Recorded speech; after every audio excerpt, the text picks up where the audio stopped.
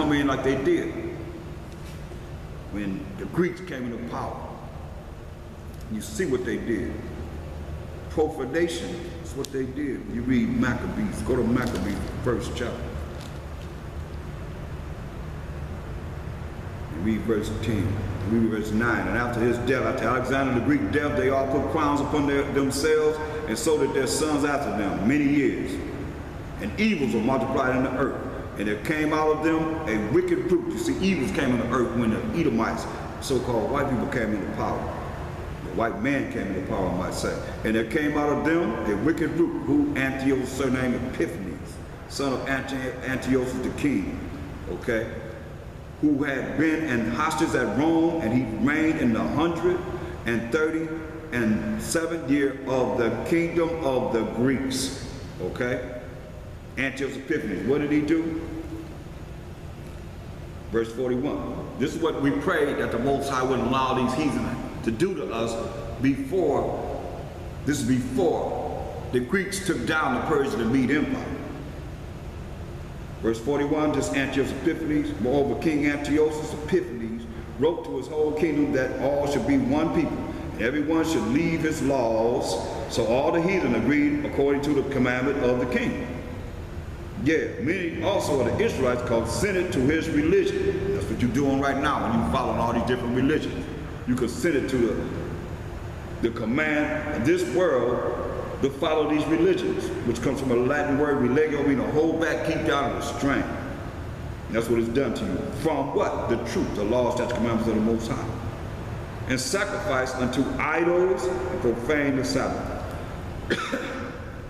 That's why you believe the Sabbath is on the first day instead of the seventh day, to this day. For the king has sent letters by messengers unto Jerusalem and to the cities of Judah, that they should follow the strange laws of the land, strange laws of the land, and forbid burnt offerings and sacrifice and drink offerings in the temple, and that they should profane the Sabbath and festival. That's what we're praying, that the Most High don't allow Holofernes and his armies to come in to do this during the time of Persian Mede Empire. This is before the Greeks came into power, but this is what happened when they came into power. Evil multiplied in the earth. Once again, verse 45, First Maccabees, the first chapter. And forbid burnt offerings and sacrifice and drink offerings in the temple, and that they should profane the Sabbaths and festival days, the holy convocation, and pollute the sanctuary and holy people. This is what they were praying against. But this would happen during the time of the Greeks coming into power. Antiochus Epiphanes, to be pacific, set up altars and groves and chapels of idols, and sacrifice swine's flesh and unclean beasts, knowing that this is an abomination before the Most High. That they should also leave their children uncircumcised and make their souls abominable with all manner of uncleanness and profanation, to the end they might forget the law and change all the ordinances. Isn't this what happened to us? That's why we destroyed for lack of knowledge, because we have forgotten the law of the Most High. And whosoever would not do according to the commandment of the king, he said he should die. See? So now going back to Judah, this is what we're praying against. Before this happened, we're praying that this Holofernes and his army coming in under the captain of Nabushedonosor, king of the Assyrians, this wouldn't happen to us. Judah 4 and 12. And cried to the Most High, power of heaven, power of Israel, all with one consent earnestly, that he would not give their children for a prey, and their wives for a spoil, and the cities of their inheritance to destruction, and the sanctuary to profanation and reproach, as we just read what happened when the Greeks came into power on the Antiochus Epiphanes. And for the nation to rejoice at, they could be happy to see us go down like this. So the Most High heard their prayers and looked upon their afflictions, for the people fasted many days in all Judea and Jerusalem before the sanctuary of the Most High, power almighty. And Joachim the high priest and all the priests that stood before the Most High, and they which ministered unto the Most High, had their loins girt with sackcloth, and offered the daily burnt offerings with the vows and free gifts of the people. and had ashes on their meat trees. Wow, they had ashes, put ashes on their meat trees. So we wore meat trees. That's how we wear the meat trees around our head, tie the meat trees around our head. We put ashes on our meat trees. The headdress of the priest. And cried unto the Most High power of Abraham, Isaac, and Jacob with all their power, that he would look upon all the house of Israel graciously, with grace, giving us something that we did not deserve. Continue. Judah, the 5th chapter, verse 1. Then was it declared to Holofernes, the chief captain of the army of Ashur, that the children of Israel had prepared for war, and had shut up the passages of the hill country, and had fortified all the tops of the hill, of the high hills, and had laid impediments in the Champagne countries. We had food stored. We were in the high hills, like in the mountains. Wherewith he was very angry, and called all the princes of Moab, and the captains of Ammon, and all the governors of the sea coast. And he said unto them, tell me now, ye sons of Canaan, who this people is that dwelleth in the hill country, and what are the cities that they inhabit, and what is the multitude of their army? You see, we call Moab, Ammon, and all the governors of the sea coast. And what are the cities of their inhabitants? And what is the multitude of their army? How many do they have in the army? And wherein is their power and strength? And what king is set over them, or captain of their army? You want to know this. And why have they determined not to come and meet me, more than all the inhabitants of the west? Then said Achior, the captain of all the sons of Ammon, let my power now hear a word from the mouth of thy servant, and I will declare unto thee the truth concerning this people, which dwelleth near thee, and inhabiteth the hill countries, and there shall no lie come out of the mouth of thy servants. So I'm going to tell you about these Israelites who you ask them about, who occupy the hill countries. This people are descendant of the Chaldeans, meaning we had came out of the Chaldeans, which is the Ethiopians, the Babylonians. We had been under them in captivity for 70 years. It says, and they sojourned heretofore in Mesopotamia, because they would not follow the gods of their fathers, which were in the land of Chaldea. For they left the way of their ancestors and worshiped the power of heaven, the power whom they knew. So they cast them out from the face of their gods, their idols. And they fled into Mesopotamia and sojourned there many days. Then their power of Abraham, Isaac, and Jacob, commanded them to depart from the place where they sojourned, and to go into the land of Canaan, that's the land of Israel, where they dwelt, and were increased with gold and silver, and with very much cattle. He made us rich, and gave us a whole lot of cattle. But when a famine covered all the land of Canaan, they went down into Egypt. Remember, we went into Egypt. Joseph was already there, and sojourned there, while they were nourished and became there a great multitude, so that one could not number their nation. That's how mighty. Remember, said we got to go back there again. Maybe you forgot. Go to Exodus. Go back to Exodus. That's what he's giving him an account of. Exodus 1 and 7. It's when we went to Egypt. Joseph was already there. and the children of Israel were fruitful. And it says,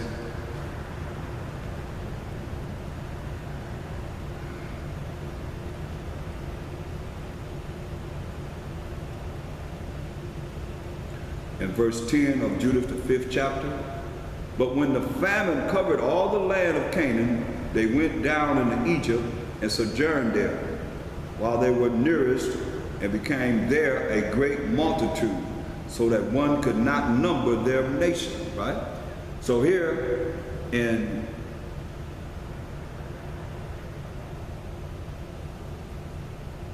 Exodus,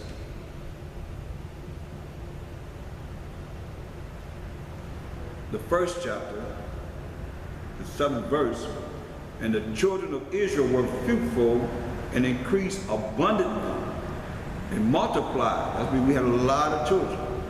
And waxed exceeding mighty, and the land was filled with them. See? So, and now there arose up a new king over Egypt, which knew not Joseph, because Joseph was in charge. He came into power, and we as shepherd kings ruled from the 14th to the 18th dynasty. We're not exceeding mighty now to rule nothing. But at that time, we were exceeding mighty. That's why you see it still coincides right along with this account of this Ammonite giving an account to the general. It says in Judah 5 and 11, therefore the king of Egypt rose up against them and dwelt subtilly with them and brought them low with laboring in brick and made them slaves. See? Over here, Exodus the 1st chapter, verse 8. Now there arose up a new king over Egypt, which knew not Joseph. And he said unto his people, behold, the people of the children of Israel are more and mightier than we. So we're more and mightier than the Egyptians. Come on, let us deal wisely with them, lest they multiply, and it come to pass that when there falleth out any war, they join also unto our enemies and fight against us, and so get them up out of the land. Therefore they did set over them taskmasters to afflict them with their burdens. And they built for Pharaoh treasure cities, Pithom and Ramses. See? But the more they afflicted them, that means you made us slaves, as we just read. And the more they multiplied and grew, and they were grieved because of the children of Israel. And the Egyptians made the children of Israel to serve with rigor. These are the last approximately 80 years we were there. And they made their lives bitter with hard bondage, that's being slaves, in mortar and in brick, and in all manner of service in the field. All their service, wherein they made them serve, was with rigor. See? Going back over here. Judah 5 and 11. Therefore the king of Egypt rose up against them and dealt subtilly with them and brought them low with laboring in brick and made them slaves. Then they cried unto their power, the only solution that we have. And he smote all the land of Egypt with incurable plagues, so the Egyptians cast them out of their sight. Cast us out of their sight.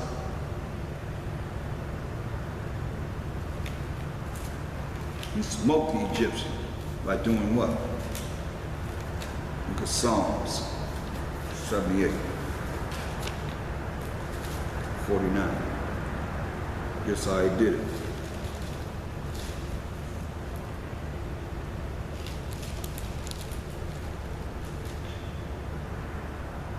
He cast upon them the fierceness of his anger, wrath, and indignation, and trouble by sending evil angels among them.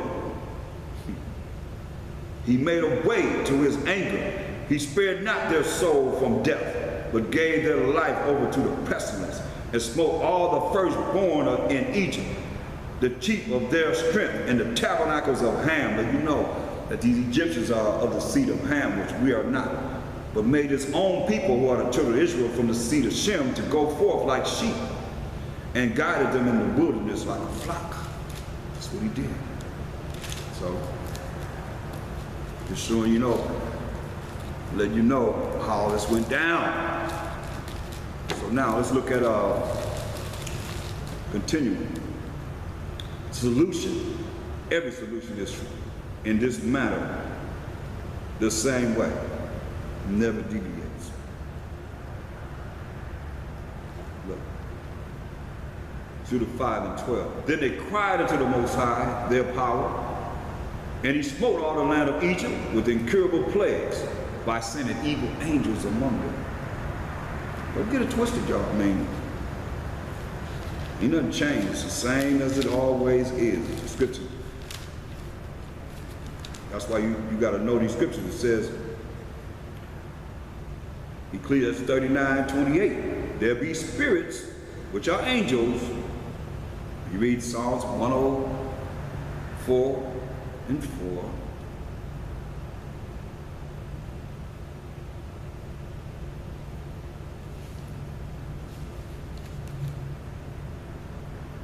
Who maketh his angels spirits. So it might say angels, it might say spirits.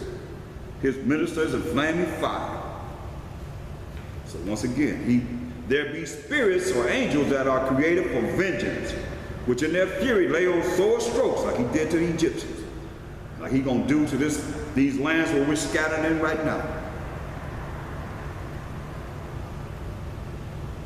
In time of destruction, they pour out their force and appease the wrath of him that made them. Fire and hail and famine and death, all these were created for vengeance. Teeth of wild beasts and scorpions, serpents, and the sword, punishing the wicked to destruction. They shall rejoice in his commandment, and they shall be ready upon earth. See where they at? They're right here on the earth. When need is, and when their time has come, they shall not transgress his word. See?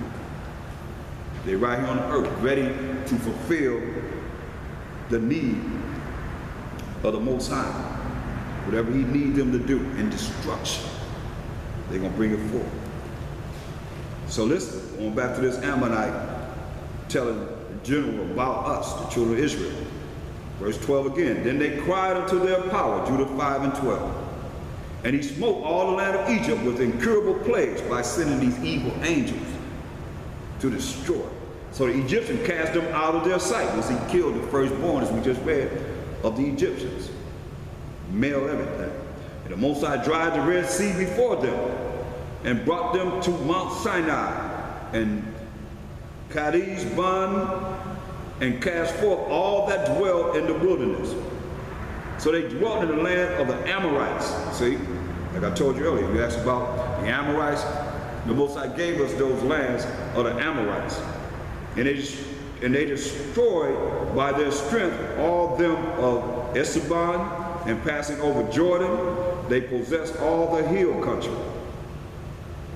And they cast forth before them the Canaanite, the Perizzite, the Jebusite, and the Shishemite, and all the Girgashites, and they dwelt in that country many days. But you see what we said first. That's why I said, when you ask the question concerning Genesis, they were the top demonic Hamites. Why he said everybody was basically following, and I showed you how Ahab was following the same, same thing as the Ammonites. They had set up all this idolatry upon the earth. When you look at Genesis 15:16, but in the fourth generation they shall come thither again, for the iniquity of the Amorites is not yet full. That's why he named the Amorites first, because they were the main ones dealing with the most wickedness, the most idolatry amongst these other Africans, so-called Africans, Hamites. Listen, verse 17, Judah 5:17, and whence they sinned not before their power, they prospered. So that's why you look at Joshua 1 and 8. So when we sin not before the Most High, we prosper. That's why it says, Joshua 1 and 8. This book of the law shall not depart out of thy mouth, but thou shalt meditate therein day and night, that thou mayest observe